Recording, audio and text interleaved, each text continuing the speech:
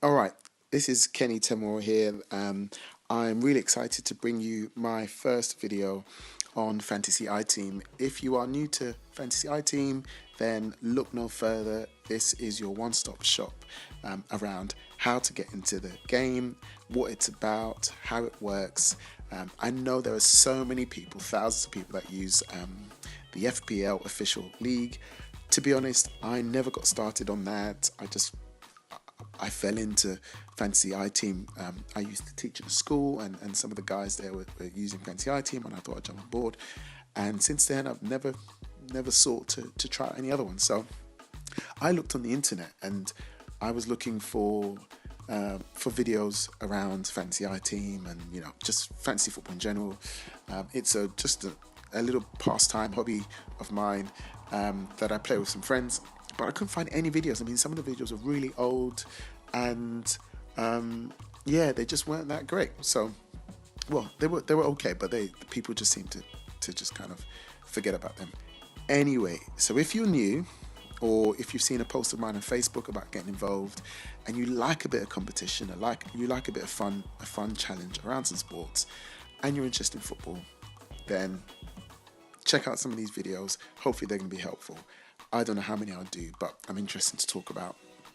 The season's just about to start, and what better time to start putting some videos out and seeing if we can get a bit of a momentum around this. Anyway, I'm going to shut up.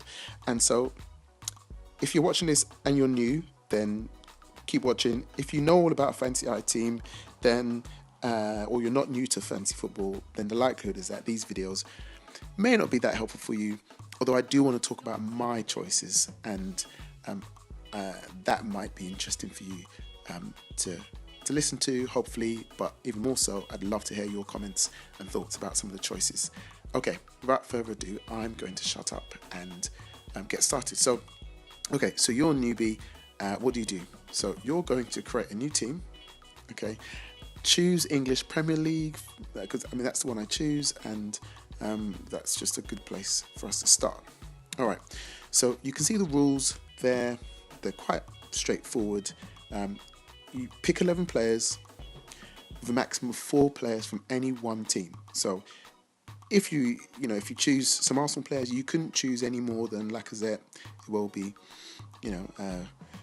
Kolasinac and Cech. Let's say those are the 4 players you wanted. You couldn't then choose Walcott. Okay. Points are there. You do look at the rules. There's a rules page that you can check out. I won't go over lots of that right now. We'll bring some of that information in as we're going through the video. So you've just started. What do? Well, you've got £75 million to spend on 11 players. You can scroll through and you'll see a number of things. You'll see, for example, Sanchez here. If you click on him, you get more information about Sanchez, and what we can see here is that he's injured. So you're not going to select Sanchez because he's not going to score you any points. The aim of the game, if you're new to fantasy football, is to score, to score as many points as you can. That's the aim of the game. It's not about just picking your favorite players. If you want to do it, that's up to you. But it's actually about clocking up as many points as you can in each game week. So to be honest, I'm gonna have to assume that you know a little bit about fantasy football. Otherwise, we could be here all day.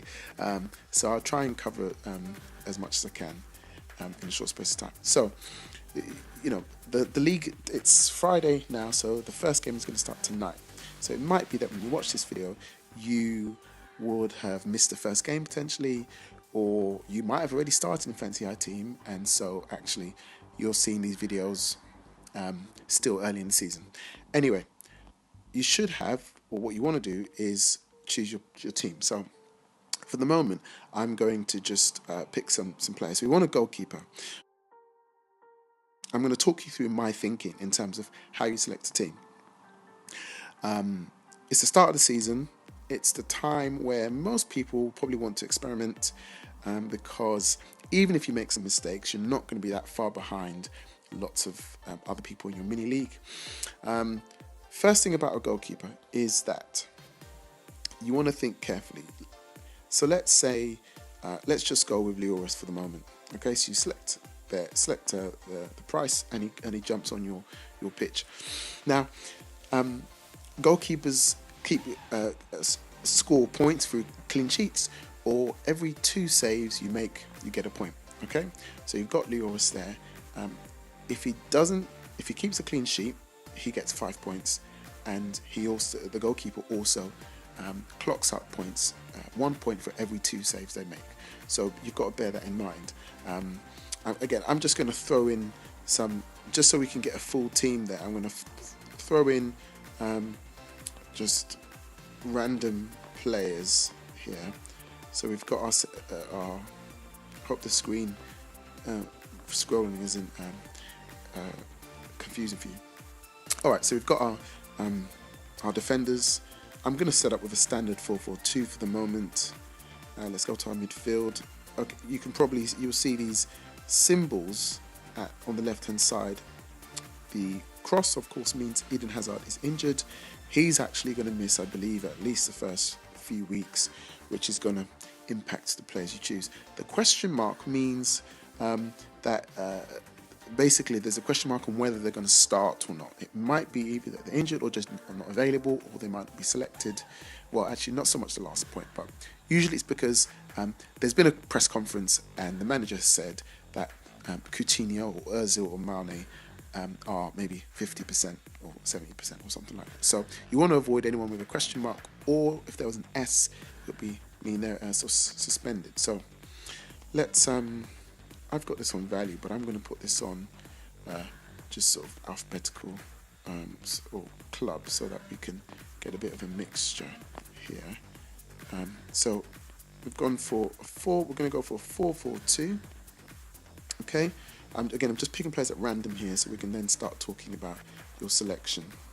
And what I'm doing is I am just selecting these tabs at the top to find to move between the different positions. Okay, so good old Vardy seemed to drop a form last season. We didn't really see the sort of 20 plus goals Vardy that we saw when Leicester won the league. But in any case, all right, so you've got a 4-4-2 formation. Now, a couple of things just to realise here is that you when you select your teams or your formation, it has to be you can't select a team with the wrong formation. So you couldn't do 3-6-1, for example. Okay, there has to be at least. I think you could do. Yeah, I don't think you could do. I've never tried it. Let's have a look. So let's get rid of Vardy there. Let's see if it will let us add a midfielder. Confirm. Oh, looks like it. Oh, what happened there? Oh, okay, that was interesting. Create new team.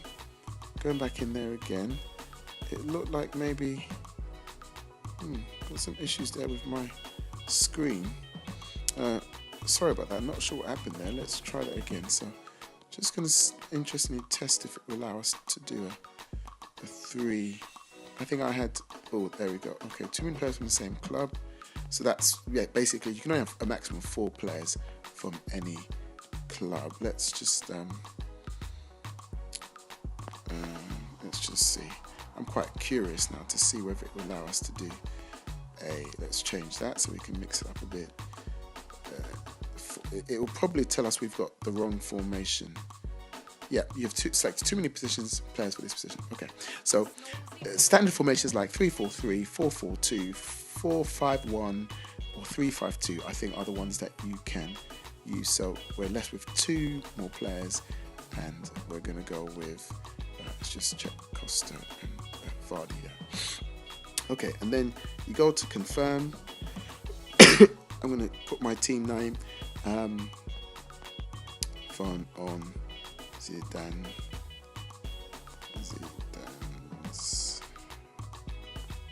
Let's put Zidane's. Is that Zidane? Oh, there we go. Zidane's floor. That was All right, lucky dip. Activate. Buy. Oh yes, okay, you need more. I'm not going to buy any credits for the moment, so I'm going to cancel that. And then what you'll find is you will have found, you'll get to this screen basically where you'll see your iTeam there. Okay, now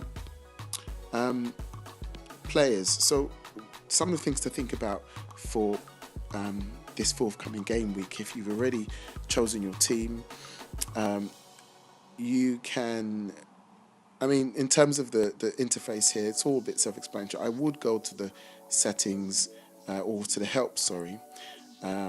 Do read the information there because it helps you. I mean, actually, you can see you can do far more formations than I referenced earlier. 5 at the back, and there's lots of information in the help section. Do read it. I mean, the things I would say to sort of that you should think about and remember is a couple of things. First of all, when you're choosing your defenders, you want to choose defenders that are going to get you clean sheets, but also defenders that are going to bomb forward and get you some goals. So if we look at my team now, for example, what we're talking about here is, you know, who is actually going to get us some clean sheets. So we've got at the back here, we've got Foster, sorry, there's often a danger of confusing him. We've got Ben Foster from West Bromwich. You look at the games they've got. I tend to choose my defence and goalkeeper based on sort of a 5-game spread, and it's cool that the forecast you get is their sort of, it's a 5-game forecast. You can see they've got a number of home games and their away games are winnable. Don't forget what you get for your goalkeeper is 5 points for clean sheet and then 1 point for every 2 saves. So a couple of things you might think about is, you know, someone like Joe Hart makes lots of saves. Are there keepers that are going to be getting tons of saves? But you also got to think about, you know, how much money you want to free up. You know, how much money do you really want to invest in a keeper? So for example, you can see the goalkeepers. And by the way I just did that, I just selected a player, said I wanted to sell them so that I could then bring up the transfer market. All right, that's the only way to do that. If you didn't see that, go into your team, select the player. You can see the I don't know if you're seeing this. My iPhone is turned as the player as the games go on. You begin to see some information based on their stats, based on how well they're doing. I'm mindful, I'm jumping all over the place here. I'll just quickly say that star in the top right corner allows you to favourite your player. You'll see that the change percentage in the middle. Basically, the better your player does, the more valuable they are. That percentage increases. So you want to be careful. You want to buy low, sell high. The league hasn't started, so the high and low are both the same. But if Ben Foster does really well, that percentage figure in the middle will increase, and the low will always stay the same unless they lose value, but the high will increase. Anyway, those are some advanced sort of things which we can go on to another time. But what I was saying was choice. Think about the kind of games that are coming up. You could, for example, if we just bring up the transfer market again, so we just say we're going to sell now. You could, for example, if we take some of the goalkeeping options we've got, take De Gea, for example, and you look at their 5 games they've got coming up. I mean, West Ham, Swansea, Leicester, Stoke, Everton. I mean, those are really winnable games for Manchester United. And not only that, you could probably see them getting quite a few clean sheets. But you have to think about the fact that De Gea costs 6.4 million. And that's quite a bit of money. 6.4 million versus some of the other keepers that you could get for example, Mignolet or Mignolet, I can't remember how to pronounce that. 5.9. I mean, they've got some challenging fixes there. the end of the month and then beginning of September. But I mean, Mignolet, I probably wouldn't recommend him, but you can begin to think, well, wait a minute, if I avoided Courtois or De Gea, I could free up some funds and go for, someone else. Maybe I could go for a premium defender or more expensive striker. So I think if you're just starting out in this, either in a fancy iTeam or you're just looking, you've played fancy iTeam, you're just thinking about who to pick for your for the coming season. De Gea, they've got, Manchester United have got really good games coming up, but then Southampton have also, they've got a really good set of games where their first 2 games are at home. Fraser Forster is a quality keeper. And Southampton have got a tight defence. I think they're, from what I remember, their the pre-season friendlies weren't too bad. I think they did pretty well. You've also got, as you scroll down, I'm not sure. I'm just seeing who else is there. Speroni, Crystal Palace, is he going to start? Probably. And again, the Crystal Palace haven't got a bad kind of start actually. So I'd say really it's between Forster, De Gea. Not sure about the other ones. I think Chelsea's, 6.5. They go away second game. You want to think about that. Anyway, I've spent a lot of time talking about the goalkeeper. Defenders, my kind of secret, it's not really a secret, but my approach with defenders is you want to get a balance between, players that have got, so if I cancel this to go back into the my team, you want to get a balance between players that have got a decent, 5-game sort of run, and so are likely to get a clean sheet. Between that and players are going to get you goals. So for me, I think the players you want to be looking at for the start of this season are players like Alonso, in terms of the ability to get forward, create chances, create assists. You want the right balance of goal scoring ability and the likelihood that their team's going to get a clean sheet. If you think about Alonso, he, I can't remember how, was it 9 goals he scored last season? I can't remember, but he scored a number of goals, and I think he was only behind Cahill as the most valuable defender, or who scored the most points.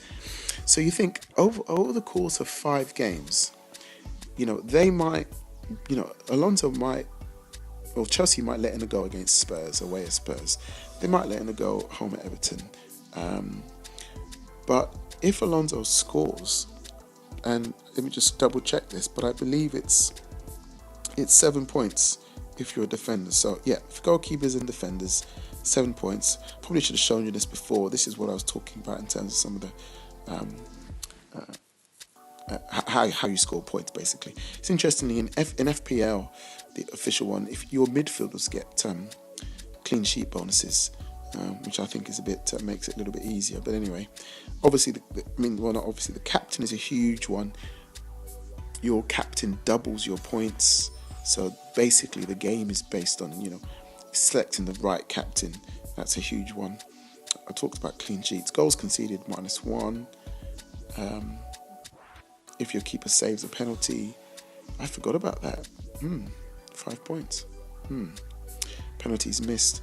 There is some important information here, so do read through that. I want to focus more on kind of selection headaches, but do read through the rules. So I was saying about your defenders, you want to get the right balance between a defender that can really give you a return of investment. If you're freeing up funds to invest in Alonso, that's probably wise because he's quite likely to score at some point. So let's say, for example, in theory, that Chelsea let in a goal for the first 3 games. that means over 3 games, if Lonzo doesn't score, he's only got you 3 points, because you get 2 points for just appearing. So 2 points at Burnley, 2 points at Spurs and Everton, that would be 6 points. If they, if they're letting him go each of those games, he'd only make 3 points. But then if he scored one of those games, that's 8 points he gets you if he scores. Okay, so he gives you 7 points if he scores. So really, you see that return on investment. Yes, you've lost 3 points because he's let in, but actually you've got those extra points. So what's that? 4 points. If he appeared for every game, that would be 6 points. If he scored on top of that, it'd be 7 points. That's 13. You minus those 3 goals from that. That's 10 points there. So you can get that return on investment, is what I'm saying. I'm just thinking, make sure my maths is right. So I've tried to get that balance here. I think Antonio Valencia, hopefully he's starting, but Manchester United have definitely got some options there. And then you look on, I won't go through every single one. Salah did really well in pre-season. De Bruyne is just a go-to player. You want to think about who is going to be taking set pieces, corners, free kicks, because they're likely to get assists. So your midfield really, for me, is all about attacking, attack mindedness. Don't select centre defensive midfielders. Don't select the likes of, people that kind of sit back, so your El Nenis or your Kantes, or your Emre Cans of this world. Don't select players that holding midfielders. You want to select players that perhaps going to be taking free kicks, set pieces, and are attack minded. So that's kind of the logic behind it. You want to think about having some, a mixture. You can't have all premium players. So some people do have a rule where they want to have like a premium defender, 2 premium midfielders, 1 premium. By premium I mean high price, high quality striker. And some people run it that way, and then if you want to have the funds for those premium players, it means you may have to get a player that is quite cheap, and quite cheap for a midfielder is definitely within the realms of sort of anything less than 6 million is kind of your budget midfielder. 6 to 7 mil is your kind of medium midfielder, if you like, medium price, and anything above. You don't really find many midfielders that are above 8 at all, I think, actually, but they will do as the game goes on. Anyway, you can see Tom Carroll I've got in here because Gylfi Sigurdsson is probably going to leave Swansea. Tom Carroll takes free kicks and set pieces, even in his when he was playing, so he's most likely to be there. But I'm kind of in 2 minds between whether I should go for Tom Carroll or Iwobi, who is a little bit pricier. So anyway, we've got Tom Carroll there. I think other players you could think about are Fraser from Bournemouth, who also takes their set pieces, and I believe is the same price or just a bit pricey. I think he's 5.8 mil. James Ward-Prowse, he again set piece taker, so I've got him in there. And then I'm still not decided on whether I'm going to go for Lacazette to begin with. I'm definitely deciding on Lukaku, but those two might change. But I wanted to make sure I've got enough funds. So if you scroll down here, I've got 0.8 million left, and that's kind of allowed me to make some space, or basically bring in players. So you get 2 transfers, as you can see. If you select schedule, you get to choose a game for where you want to transfer a player in. Now, I hope some of you, this might be a lot of information if you're doing this first time. Don't worry, this gets so easy and so kind of sort of second nature as you go on. So I hope you're not feeling like it's information overload. The main thing to know is that you get 2 transfers each week, apart from a number of weeks where you get bonus extra transfer, a bonus transfer. So game week 5, I think 10, and then maybe it's 15, but it goes up in 5s pretty much until it goes later on into the year. So you want to think about having, and I can, again, got lots of figures here. I'll talk about some of these later on, maybe not all in this video. But if you look at bank account, you want to make sure you've got a little bit of extra wiggle room to bring in players. And what do I mean by that? Well, if we come out of here and then we go to the match center, that tells you the games that are coming up. And this is where I think some of the kind of advanced and more interesting strategies come into play when it comes to Fantasy iTeam. So let's say we've got Arsenal playing. You can make 2 transfers. So remember, I had in my starting lineup, I had my strikers were Lacazette, Lukaku, and Roberto. So let's just use those 3 as an example. Most people recognize that, you know, Harry Kane, who plays at a Sunday afternoon, and Gabriel Jesus or Kun Aguero, who plays on Saturday. Those are the 2 players. If you haven't got them in your team already when the match week starts, you're going to be wanting to get them in your team. However, let's see how much they cost. So if we bring up the transfer market again, I mean, I can go into the transfer market that way. If you didn't see that, I went to players, and you can see Aguero's Kane is 8.1, Aguero's 8.0, Jesus is 7.7. Obviously, you might want to bring in other players, but let's just stick with those for the moment. Okay, so we go back now, and let's say I wanted to sell Firmino. All right, I want to schedule him to sell him later. I know Firmino plays at Saturday afternoon, second game in. You don't want to sell your player before they've played. Okay, that would be a waste of a spot. You make sure they've played their game, and then you sell them after that.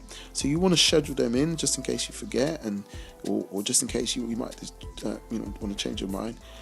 Now, I know I want to bring Firmino in for one of those other, AAA players, if you like. So if I select, let's say, Man City, it brings me up. It tells me how much I've got. Now, it adds, Firmino costs 7.8, as you can see. But then I had 1 point, I guess I had 1.8 in the bank, which is why I've now got 8.6. I didn't know I had 1.8 there. So let's say you've got Firmino there. You want to buy a player. Now I've got enough to buy Aguero or Jesus. Yeah, so I know that I'm not going to have a problem bringing in Jesus. Let's cancel that. Did I have 1 point? Oh, I had 0.8. What am I talking about? My maths wasn't right at all. I had 0.8. I thought something was a bit strange there. So, I'm not the greatest mathematician in the world. So let's say you also know you want to sell Lacazette, and you want to bring in Kane. So now, bearing in mind, you've also got to factor in the fact that you would have already sold Firmino for Jesus by the time it comes to Sunday afternoon, and you want to bring in Harry Kane. Okay, so you would have already sold Firmino.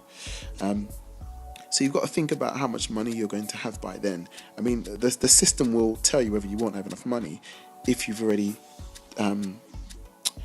stacked up the transfer. So let's just do it. Let's walk you through it. So you sell Firmino, you schedule him in for the Man City game. You bring in Jesus. And by the way, it only allows you to bring in players that are in that game. So you bring in Jesus. You select buy. Now, it's not actually going to happen. Nothing will happen right now until the game itself. So I've got 0.9 left. Now, if I schedule, I now want to sell. So schedule transfer. I want to swap someone in for Harry Kane. So I'm going to sell a player. I know I want to sell Lacazette. Now, there's a reason why I'm not selling Lukaku, and you'll see. I'm not going to say anything now, but there's a reason why I'm keeping Lukaku there. I'm going to buy a player, and I want to bring in Kane. Okay. Hey presto, you can see I've got enough money for that to happen, and some, and I've got 0.5 left. So had I not, at the start of the game week, had I not kind of chosen some of these kind of budget players who still have some quality, because like Tom Carroll provides assists and things like that, or Ward-Prowse, if I'd not freed up some funds through them, then I probably wouldn't have been able to bring on, swap a premium player for a premium player, a Lacazette for a Jesus, or a Firmino for a Kane. So that's something to bear in mind, because not a lot of players in your mini league may not be thinking in those terms, and also it just but bringing another premium player is not what it's all about. There's more things to it. It's also about, well, what game are they playing? I mean, we can see Spurs are actually away at Newcastle. Maybe that's not the game you want to bring Kane in. Maybe Ali might be someone you bring in, or you just might think that's just a tough game for Spurs. Man City at Brighton, I think it's less of the case in that situation. So, if you're new to fantasy football, there are way more experienced people out there than me who will talk about rules and patterns that you might want to follow in terms of how you approach it. And those rules are the kinds of things that will keep you in good stead throughout the year. Rules like, for example, maybe having one premium defender, 2 premium midfielders, 1 premium striker. Rules like investing less in your goalkeeper, so that you can, just for clean sheets, when, for example, not getting David De Gea for 6.4 when you can instead invest in, someone like Forster, who also might have some clean sheets, and use the money to invest in a high quality defender who's actually going to get you goals, things like that. But why did I say earlier that I was going to leave in Lukaku? Well, if you go to the next week, you can see Lukaku actually is in that first game. So that means it's almost like you get an extra game for free, because he starts at the beginning, and it means you can change him out for, you've got all the other games that are sort of to come, to swap Lukaku out for someone. Why is that important? Well, the fact is that a lot of people, because in this case, most people are going to have Lukaku still in their team, because Lukaku plays at the end of game week 1 and plays at the start of game week 2. So unless you didn't, unless for whatever reason you just didn't have Lukaku in your team, you wouldn't have swapped him out if you did have him in your team, because you would have waited until he played. But if you see, there are some game weeks, for example, where if you have a look at Man City, okay, well, that's interesting. So Man City play at the end of this game week, and they also start at the beginning of that game week. So again, if you want to leave your Man City player in, basically the way to think about it is that had Lukaku been playing at the beginning of game week 1 and you swapped him out, it's not the end of the world, but let's say the next game was what you thought might have been an easier game, you might want to leave him in for that game and then swap him out.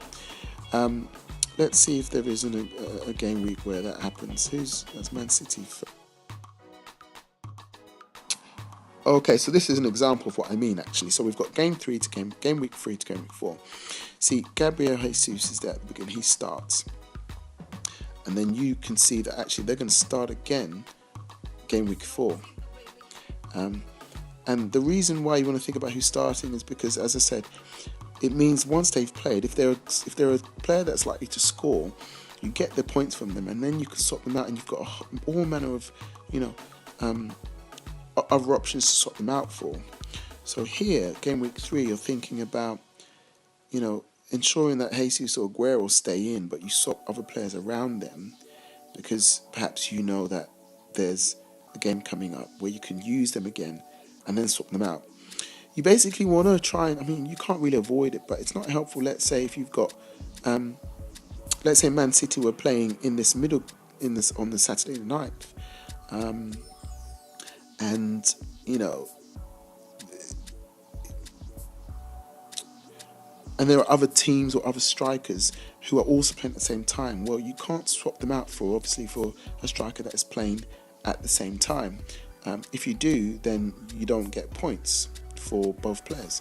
So it's Kane and Lacazette, for example, are playing at the same time.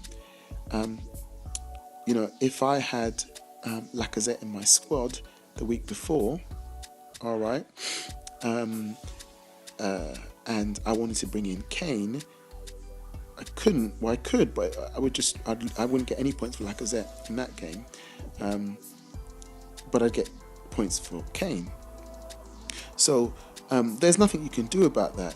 But actually, you know, had I had Gabriel Jesus in my squad, I get those early points there, and then I can swap him out for Kane or for Lacazette. And I've got points for one striker there, Man City, and then points for another striker here. So I'm not sure if it's making any sense. It makes sense roughly in my head, and that's kind of how I approach it. Anyway, I've spent a lot of time talking about some advanced things here. I mean, I'm definitely not a pro at this, but I do really like to kind of get it right. So don't forget to select your captains. If you're interested in joining my mini league, you know, you might be watching this one game in, you know, hopefully, I mean, I'm hoping people get this. I probably started this too late, but if you want to join my mini league, then I've not actually joined it yet because I didn't want the rest of the guys seeing my teams. There's probably another way of hiding that, but anyway, here you can see it's called Aim to Score, because that's the name of the game. Join my pin. It's join the league by the pin, which is 85197. And yeah, I'd love to have you involved. We haven't got many players at the moment. We've got about 11 or so managers there. But yeah, head-to-heads, I can come on to that in the next video, but you always get a bonus head-to-head where you get 0.2 million if you win. It's a free wager. If you lose, you don't lose anything, so it's a win-win situation. But that's going to be important to be able to, as players become more expensive, you want to also increase your money in your account, your bank, so you can so you can afford some of the more expensive players. So don't forget to, you know, also do some challenges, so you can challenge someone. I can challenge people in my mini league here, or challenge people from I think you can challenge people in public, can't you? For some reason that's not coming up. Okay, that's strange. Maybe it's the lobby where you get a head-to-head there. But anyway, do some head-to-heads. But don't forget, the main thing is, as you know, this is early in the season, so you know, do take some risks. I would say, you know, meaning, you know, within reason. And I think that's going to be it. That's my team. I think we're all locked in. Ward-Prowse, Carroll, one of them I might swap for Richie or Fraser from Bournemouth. Yeah, anyway, happy tinkering, happy managing, happy fantasy. iTeam 2017-18. And yeah, see you on the other side. Kenny signing out. Bye.